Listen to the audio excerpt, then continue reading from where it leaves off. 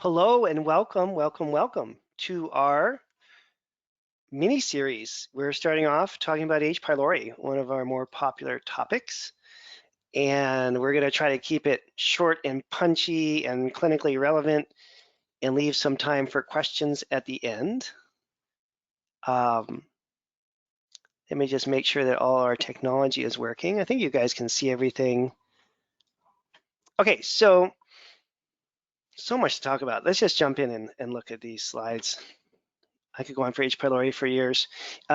We have coming up in a month a start of our mentorship class. If you are interested in reviewing labs week after week after week, looking at hundreds of real cases, going through the year-long curriculum that I've developed over the last 20 years, it's a really great course. It's a full year kind of immersion in how to interpret labs and how to set up clinical models and how to learn all the protocols that you need to learn and how to deal with patient questions, how to sell labs, how to sell supplements. So there's business built into it. There's clinical models, there's the training, and then I think what I'm the most proud of with the mentorship is that by the middle of the year, people are interpreting labs at a level that's just not seen that often in our profession. You know, people are really getting it, and that is cool. And I could go on for days about what that means, but you know, when you get your first case where there's this high lactic acid level and you see all these neurological symptoms and then you give them a bunch of B vitamins and it goes away, I mean, that's just some amazing stuff. So I love the course and I love the people in the course. You guys get $1,000 off if you want to join for the March group, okay? So that's coming up soon. And we have some other courses too. We have some shorter format courses like some boot camps that are coming up as well, right? So let's see here. We're gonna get down to brass tacks here and start to think about this. So the way I wanted to do this is I want to talk about H. pylori for a while and talk about treatments, and then I want to show a few kind of off in the corner slides about why this really matters. But the setup here is that how can we understand how much digestion really matters? You know, and the naturopaths have been saying this for 2,000 years, and now the scientific community is doing nothing but talking about the microbiome and how important it is. And in a way, you could say the microbiome starts in your stomach, right? I mean, I know there's not a ton of bacteria there. Hopefully there's not a ton of bacteria there, but what happens in your stomach sets the stage for everything else that's going to happen in your digestive tract. If your stomach's not working properly because it's infected, you're going to have major problems throughout the entire digestive tract. And in fact, throughout the entire body. One of the major things that the stomach helps with is the breaking down of our food, right? And one of the really important components of that is the ability to break down dietary protein. And because human beings are heavily reliant upon dietary protein, if your stomach can't do this very well, you're going to have some serious, serious problems. And I'll show you some slides in the middle of this talk, some different slides that kind of emphasize why that is such an issue. But we're going to talk about H. pylori first, and then we'll get to the kind of secret slides that I'm hiding off in the corner there, okay? So what we're going to talk about specifically in the beginning here then is how stress affects all this, how H. pylori treatment protocols can fail. You may be frustrated by that. And then the things that you can do to increase your success rate. And realizing that more so than a lot of infections, H. pylori is really going to wax and wane and be easier, difficult to treat based on how stressed out the person is. So the way that we try to address this, reducing, and this is the most important step, the first is the most important, right? Reducing inflammation through diet and lifestyle. So if the person's in a bad marriage, you might not be able to get rid of their H. pylori. I'm not joking. It's like if they're, you know, going home every day to a spouse that they hate and they're that stressed, they may not ever get rid of their H. pylori unless you address the lifestyle and figure out how they can get into couples counseling and create a happy marriage. So emotional stress weakens our immune response and allows things like H. pylori to proliferate. And a lack of emotional stress and a strong spiritual and emotional connection, you know, provides our immune system with the boost that it needs to function properly. Secretory IgA levels need to be supported through adrenal programs. So the beginning of any H. pylori treatment protocol is diet and lifestyle changes. The middle part of any H. pylori protocol is strengthening the adrenal glands. And I do that through using DHEA and pregnenolone. We do these 4-point cortisol tests and just fix the HPA axis and get that working. So that's Act 2. And then the third step is the actual elimination of the bug. If you do steps 1 and 2 really well, step number 3 is easy. And if you spend 1 or 2 months on steps 1 and 2, and by the 3rd or 4th month, you're going after the H. pylori, your success rates will be high, not 100%, but decent. In fact, just because you asked, so funny that someone brought it up, is we actually did a study on this. What the heck? It's the only time I've actually done a study. So I will show you right now.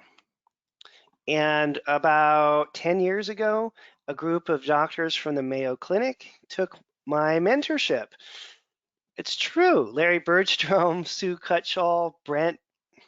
I mean, it was pretty incredible. And the story behind that is that it was a Wednesday. I totally remember this. It was a Wednesday. It was around Christmas. I slipped, I fell, and I shattered my left arm. Like shattered it. It was broken, okay? And I herniated 2 discs in my neck. This is a totally true story. And I'm powering through it. It's like Wednesday night. I call my buddy Morgan Camp, his medical doctor. He's like, Dan, you got to go to the ER. I'm like, I can't. I got to teach this class because it was the first night of the mentorship with the Mayo Clinic doctors. This is true. So I taught that whole class with one hand, and we got through it. I got through it. It was a 90-minute class. And then like at 11 that night or something, I was just in so much pain. I went to the emergency room and they're like, God, they did some x-rays. They're like, okay, this is not good. We're not sure if we're gonna have to pin your arm. It's shattered. And anyways, that's a true story. So Larry and I became really good friends. We decided to do a research study. And one of the outcomes of this study was published in 2016. It was 25 of my patients that I worked with, and we put them on an adrenal and a GI program, just like I'm teaching you all now. And 9 of the people in the study had H. pylori on the testing. 8 of them were able to clear it using exactly what we're talking about, okay? And so that's cool. And the stuff really works. That was sort of my wake-up call to realizing, oh, okay, it's just not, my amazing personality that makes people better. Really, there's some truth to how well these labs work and how well these programs work. Failures, why would things not work? People can use the wrong sequence. Everybody seems to want to treat the GI tract first, and that is really going to limit your results. You probably have a 50% reduction in your potential success rate if you just try to do GI treatments initially. If you do chapter 1, lifestyle, diet, stress reduction, right? Step number 2, chapter number 2, you do the adrenal program, DHEA, pregnenolone, you get the HPA axis working, and then you do the killing, you'll have a much higher success rate. And then the other problem with that I see all the time, which is worth mentioning, is that people only treat GI cases when there's GI symptoms. And the whole premise of functional medicine is that we're not symptomatically oriented. And so you can have an H. pylori case that has chronic fatigue. You can have an H. pylori case that's depressed. I've had more H. pylori cases than I can remember whose main complaint was they couldn't sleep. No, any digestive problems? No, I just can't sleep. Got insomnia. What lab should I do? I'm like, well, you're going to do an adrenal lab and a GI test and organic acids. And they're like, GI test, I don't have any digestive problems. I'm like, yeah, I know, but we just got to check and see. And I've had, again, more cases than I can remember who had insomnia that was cured, if you can cure insomnia, by getting rid of their H. pylori. So it's not just for GI problems, and that's the whole premise of functional medicine, is that we're not symptomatically oriented. Now, there are some obvious examples like acid reflux, gas and bloating, constipation, diarrhea, obvious digestive problems that you would tie right back to some kind of an infection in your gut. But I think you'll find if you treat H. pylori well, that you'll find all kinds of symptoms from ADD to extreme fatigue clear up when the H. pylori is gone. And so I think in the patient worlds, you know, they have this sort of connection to their symptoms because that's what they're experiencing, right? And so they may just be tied back to their fatigue or their heartburn or their bloating, whatever it may be. But they're not going to be really necessarily tuned into the fact that there could be a hidden infection that's driving this, right? And so it's very difficult sometimes to trace it back and have all this make sense to a patient. So I always try to go back in time and talk to the person about how did this problem first occur? What was going on originally in your life around the time when you started to not feel very well? And most of the time people will say that there was some major stressful event going on. A divorce in the family, a death in the family, a new job, a move, something like that, that weakened their immune system, threw off their neuroendocrine system, impacted their GI system, right? And when we're treating, we want to treat not just the GI problem, GI symptoms, GI system, however you want to put it, but we also want to go back and deal with the lifestyle factors so that we have a more, I don't like the word holistic, but a more comprehensive approach. Now, with H. pylori specifically, it's a nasty little infection.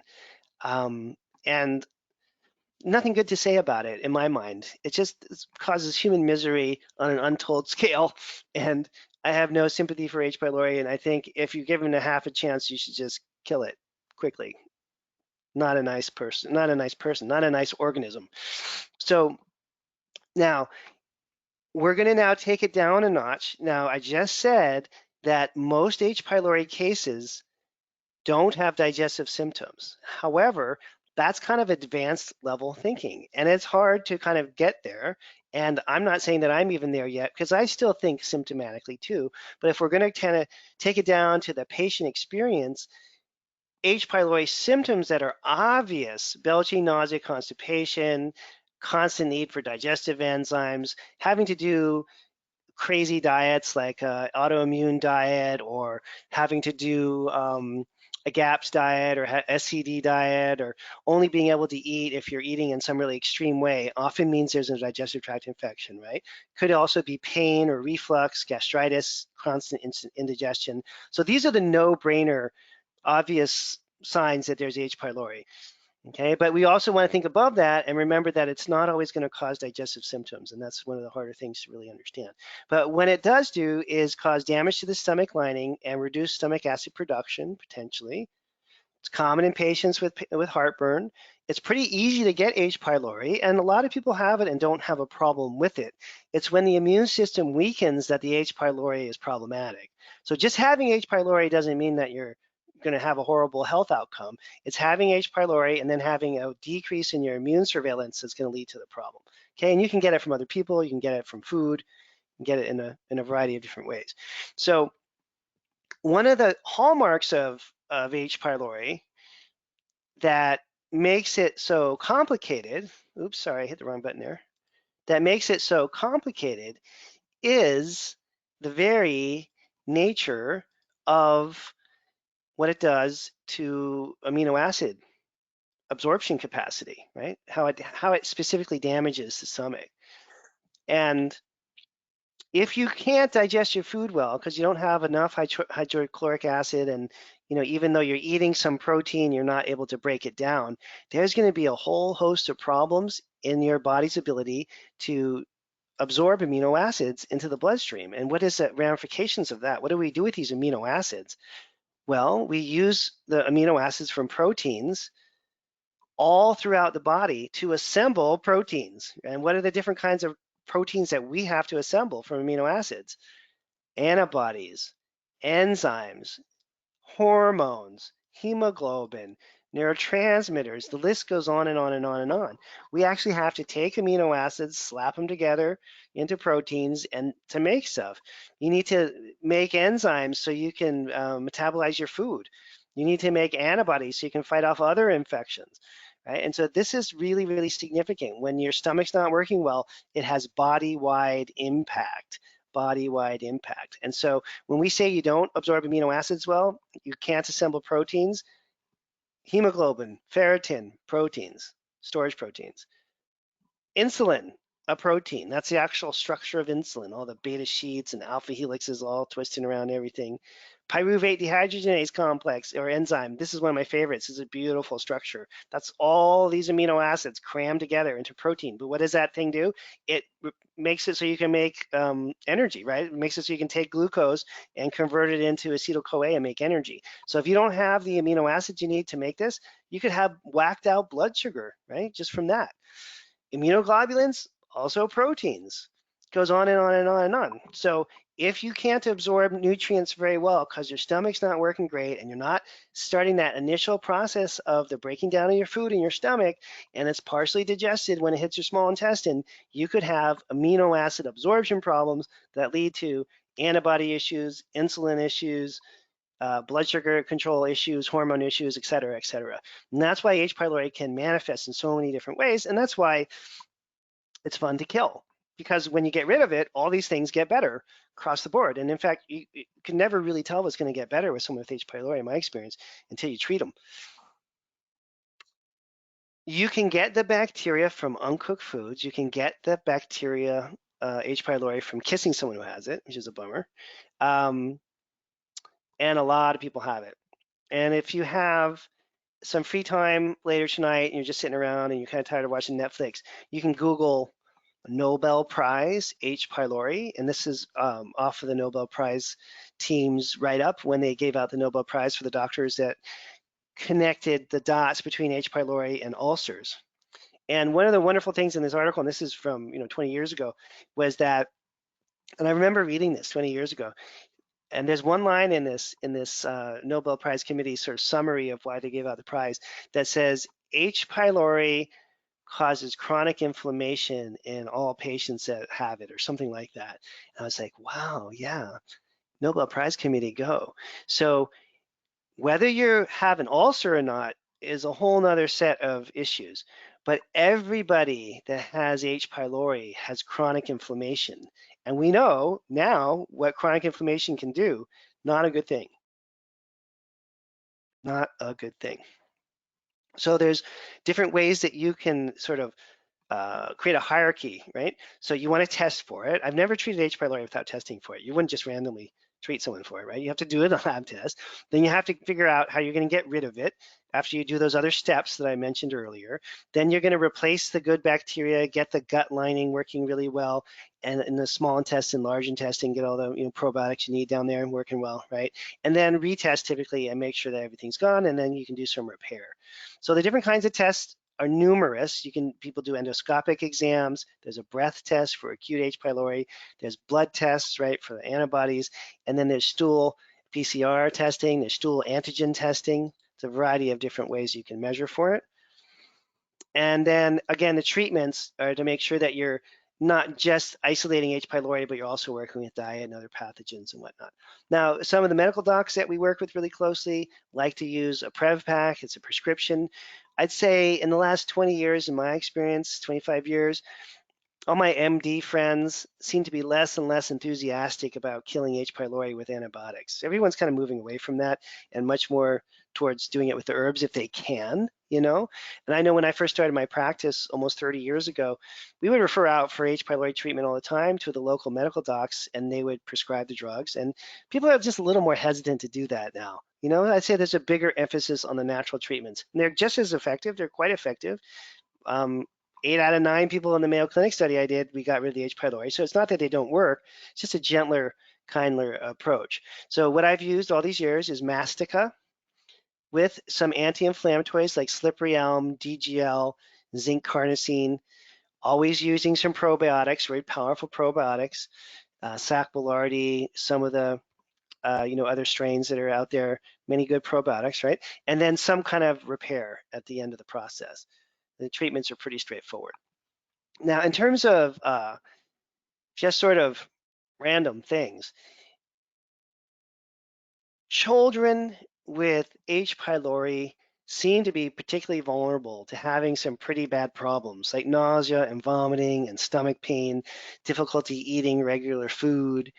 And I've worked with a lot of kids with, maybe they're diagnosed with GERD or diagnosed with, I don't know, in the conventional medical world, maybe diagnosed with an ulcer or diagnosed as when we don't really know what's wrong with you diagnosis.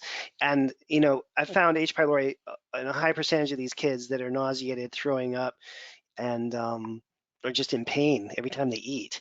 So kids are really easy to fix. If you ever have a kid that has, obvious tummy problems, just do a stool test on them and see if they have H. pylori or not.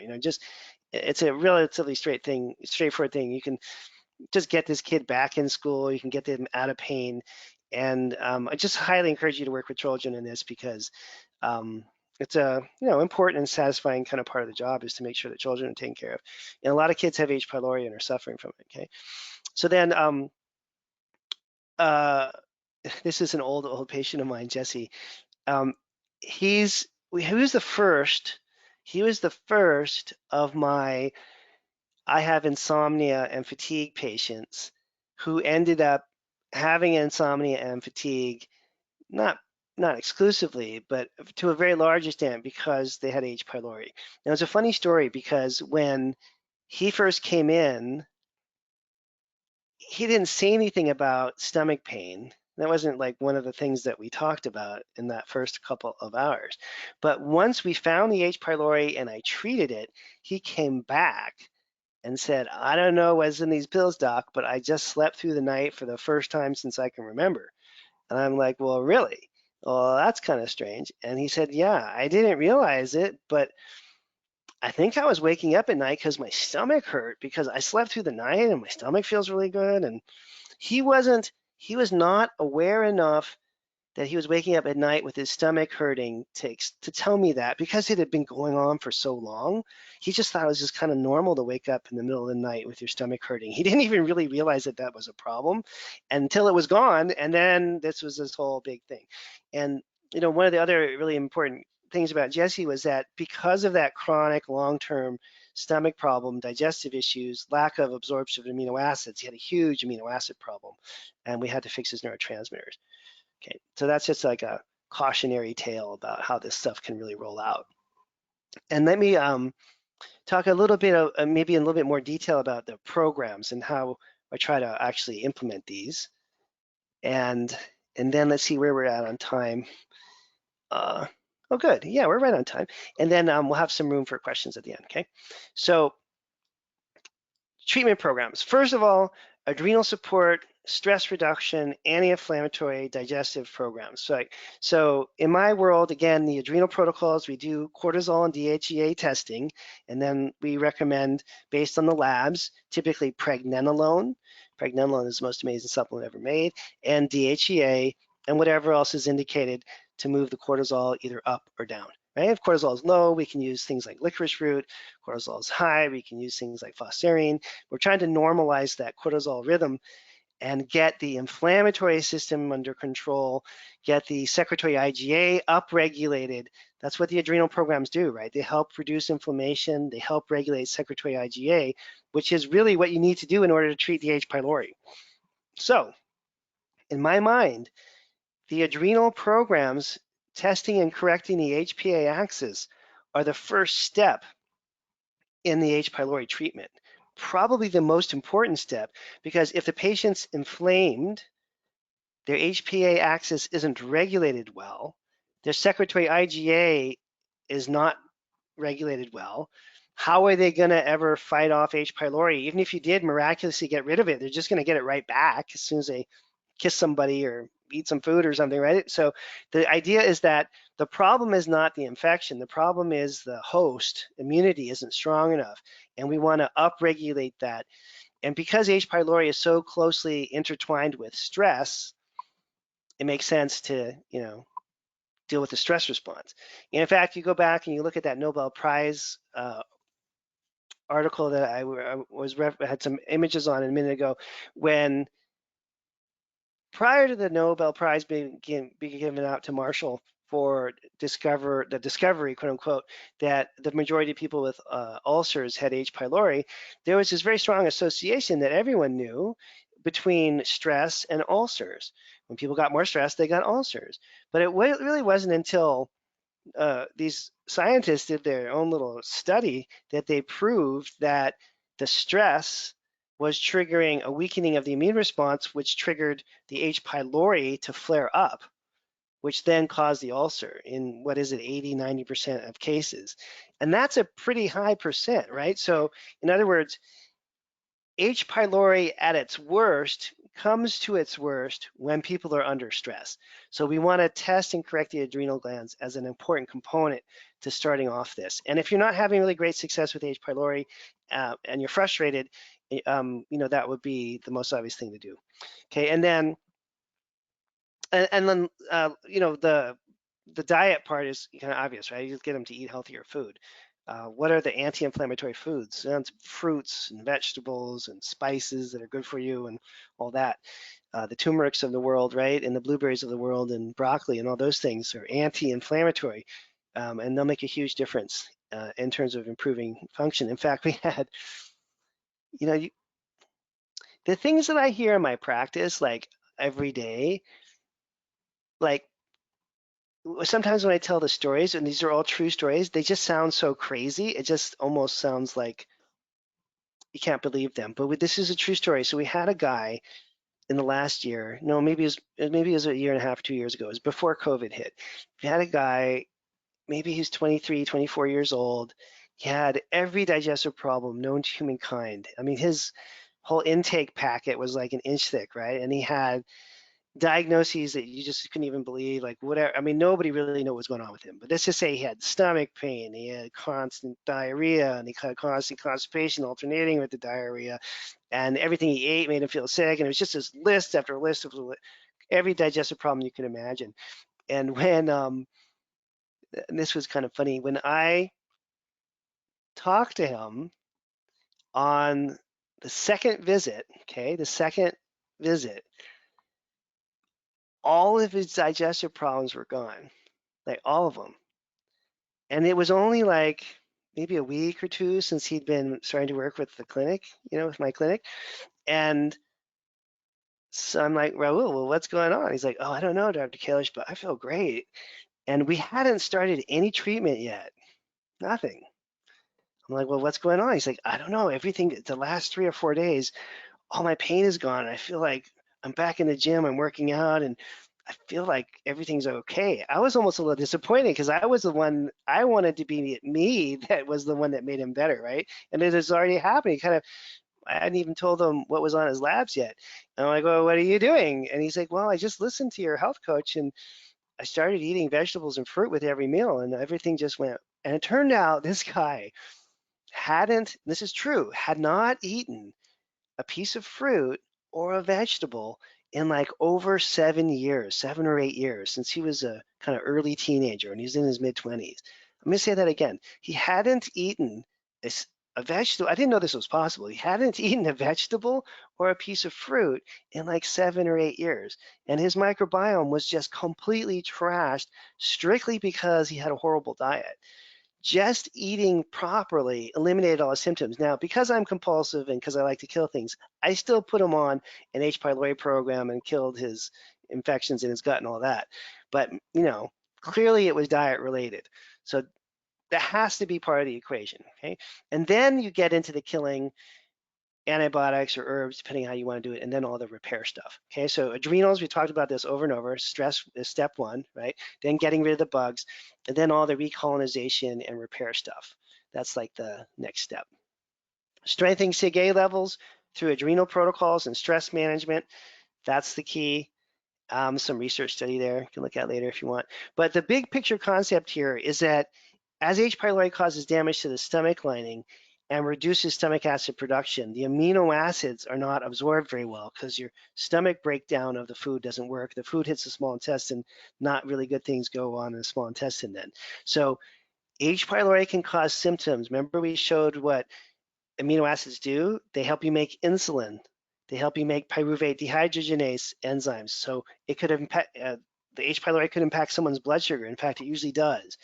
H. pylori could impact your ability to make transport proteins like hemoglobin, okay? That's kind of important, right? To be able to, shuttle oxygen around your body. H. pylori infections that decrease amino acids are going to affect neurotransmitter and hormone production. All these things, okay, can be impacted by your gut. And that's why we don't want to think only about digestive symptoms.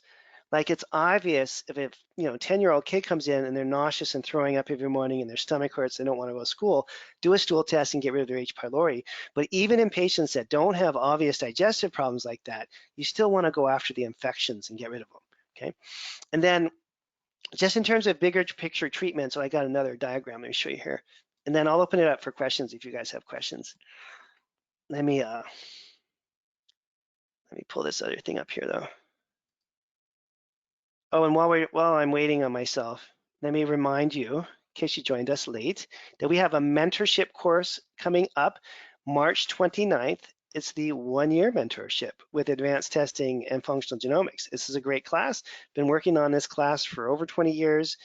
We're kind of peaking right now. We got a really great group of doctors you can come in and join. It's a full year program. You learn how to interpret labs. We talk a lot about lab analysis and use of supplements, a lot of communication skills, things around how to work with patients, how to get people to buy the labs, how to get people to buy supplement programs. We have a weekly live call. I teach all the calls myself, so we review your labs together, got a really active community that you join, and this massive curriculum that I've put together that you can study each week online. So you just really just immerse yourself in this, the depth of the work that we have. And we focus on adrenal testing, female hormones, microbiome and GI testing, and then a big component on organic acids. And really looking to, what do we call it? Get you proficient in lab interpretation and get you proficient in being able to be comfortable with the commerce part of this, how to explain the reasons to do labs so patients will buy them, how to explain the reasons why these supplements are so important so people will buy the programs. Because if you can't deal with the commerce part, if people are not buying labs and supplements from you 100% of the time, you're just not going to get people better. So you have to learn enough about how to communicate with people to make that work. And there's a $1,000 discount if you guys sign up for this course using that code there, all right? Okay, so let's start off with some questions here. Well, this is a complicated one.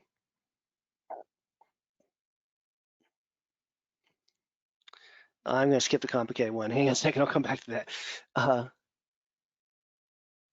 Provide the names of labs that are gone over in the mentorship program. Yeah, so we do GI testing from a bunch of different companies, from GI Map from Diagnostic Solutions, GI Effects from Genova, GI 360 from Doctors Data is a great test as well. And then we go over a salivary cortisol testing. A lot of people submit the Dutch tests. That one's really popular now. So we look at adrenal and female hormones, either through saliva or through a Dutch test. And then probably half of the course is oriented around organic acids. And the organic acids, if you're not familiar with it, covers neurotransmitters, mitochondrial function, fat and carbohydrate burn, metabolism, neurotransmitter, neuroinflammatory markers. There's a whole big section on oxidative stress and liver detoxification pathways. So it's a very comprehensive test. And it takes us about 6 months to a year to get through those. And then for people that are kind of overachievers, they get through all that kind of fast. And we have some other more advanced stuff that we do as well, okay?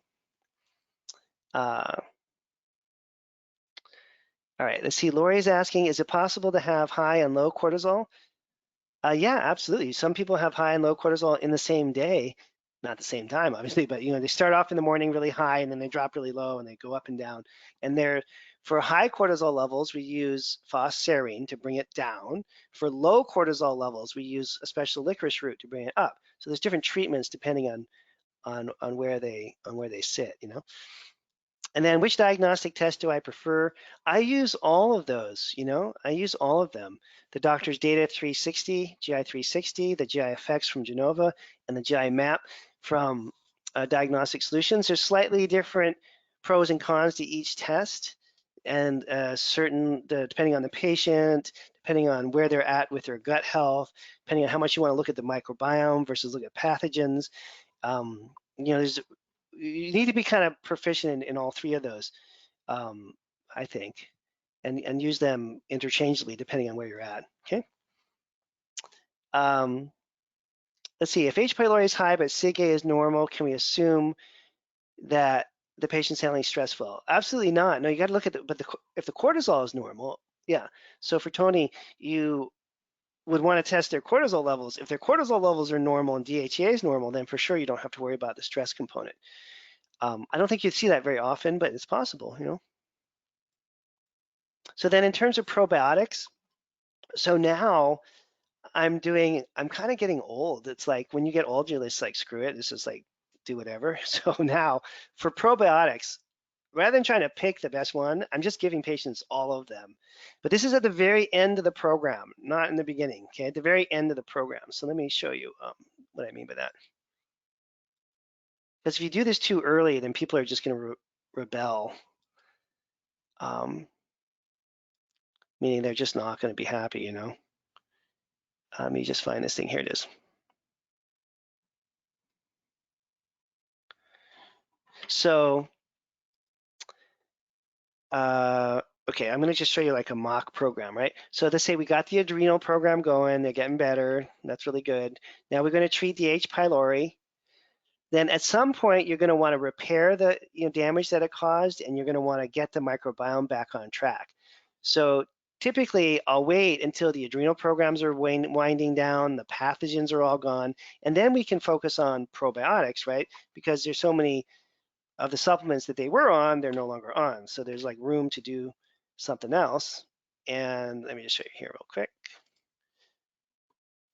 So there's three sort of groups, right? There's a spore-based, there's S. boulardii, this is my favorite, S. boulardii, and then there's like the regular kind, lactobacillus, bifido, all that stuff, just regular probiotics. So when we get to that point, if they're not fully recovered and they still need a lot of help, sometimes I'll give people all three of these, one of each of these with each meal for a couple weeks, and then maybe up to 30 days and then stop. Or you can try to guess and pick which of these they may do the best with. But sometimes it's not a bad thing to do more than one. All right, I'm gonna keep going through questions here.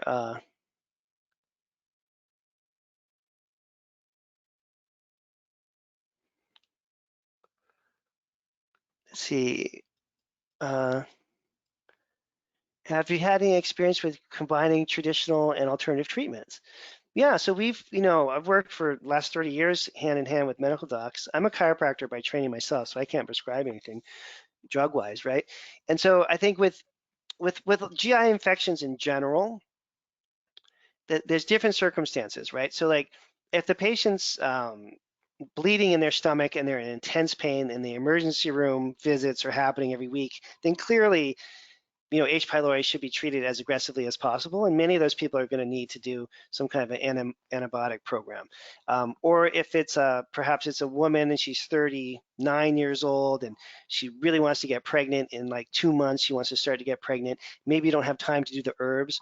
Or there was a couple years in my career where I worked with all these professional hockey players, and turns out the best hockey players in the world feel a little embarrassed to be taking Mastica in the locker room. And I can remember Mike looking at me and going like, dude, like, I'm not going to be pulling out these herbs in the middle of a game and taking it. He's like, no. So the hockey player guys, they all did antibiotics because they didn't want to walk around with their little purse full of herbs, and be made fun of by their teammates and people on the opposite teams. So there's some circumstances where the antibiotics make more sense. But for probably 80–90% of the people that I work with now, we start with and try the Mastica, the zinc carnosine, the DGL, and those kinds of things first. And if it's going well, great. If it's not, then very open to doing the initial takedown of H. pylori with the natural products and then upping the ante later on to antibiotics. And then there are other patients where the exact opposite makes more sense. They're in a lot of pain and they're vomiting every day and they're just done with it. And they don't want to wait a couple months for the herbs to kick in. They start with the antibiotics, then some probiotics, and then we can use the herbs as a follow-up. For some patients, the killing window matters. And like a 2-week antibiotic killing window for some patients isn't enough time. And what you want to avoid more than anything is creating drug-resistant bugs, right? So The worst case scenario here, the worst thing that can happen is that you try the antibiotics first and you do it too early and you don't get the H. pylori completely, and then you have to try to retreat with antibiotics, but now a lot of the organisms are drug resistant, right? So you're kind of escalating the problem.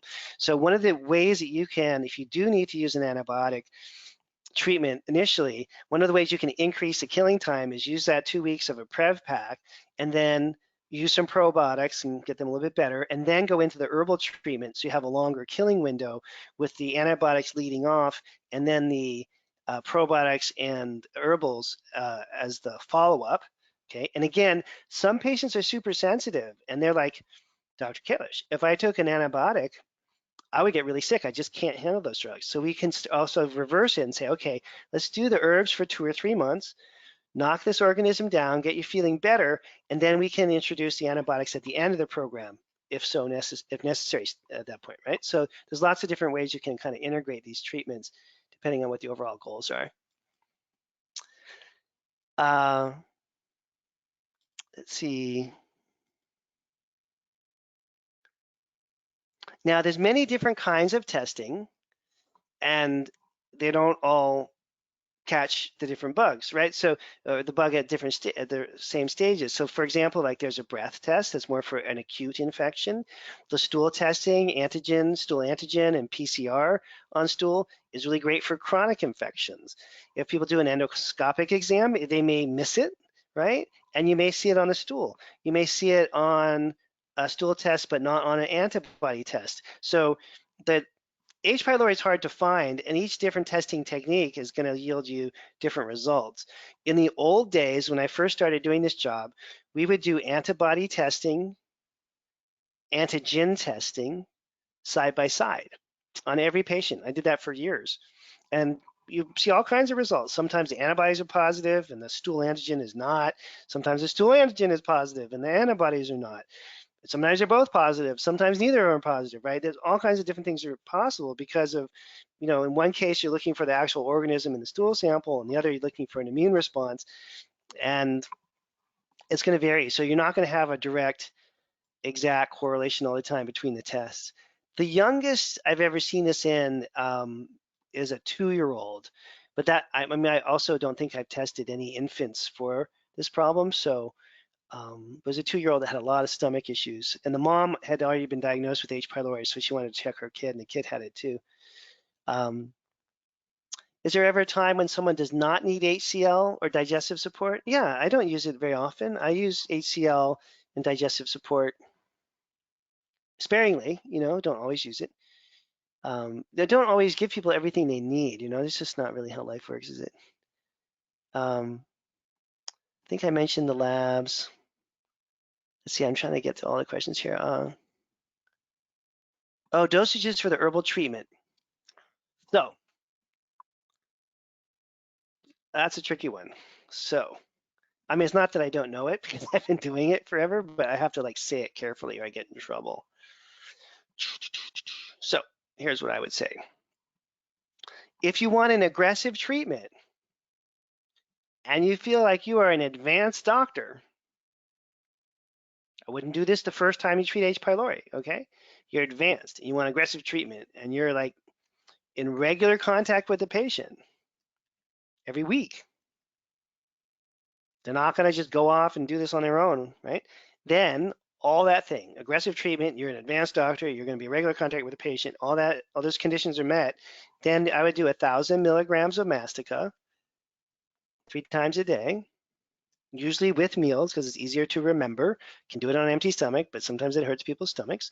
And then you want to use DGL or zinc carnosine or both, or slippery elm, or one of these kind of anti-inflammatory, soothing gut treatments, either in a powder or in a pill.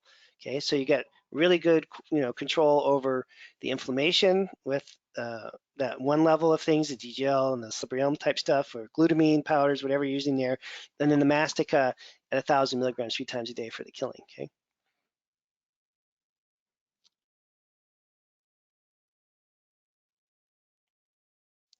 And so So the more chronic the H. pylori is, the longer standing the infection is there, the longer that the infection's been there, the harder it is to test for, the harder it is to find. And so it can be extremely difficult for people to detect it when it's been there for 5, 10, 15, 20 years, okay?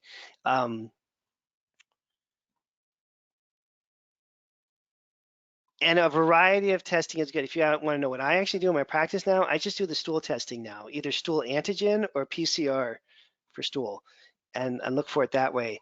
I don't know, probably 15 years ago, I stopped doing the blood antibodies on everybody. I don't know why I did that. It was kind of compulsive that I did that for so long, but I just wanted to see the antibody tests and the stool tests together. And I'm kind of stubborn, so I just did that for a really long time. It was a hassle because patients had to get 2 labs, but after enough of those, hundreds and hundreds of those combinations, I finally was like, which one am I going to do? And I let it go of the antibody test, and now I just do the stool. That's been my own, personal process. Okay. All right, I'm going to wrap it up for now, gang. Thank you very much for attending. We have more of the mini series coming up. We have a mentorship coming up. If you like this kind of teaching and you want to review labs every week and really get into depth on this work, then sign up for the class. It's a really great group, and we're kind of on a roll right now at Chaos Institute. All right, take care, you all, and I hope to see you at the next mini series coming up in a little while. Bye now.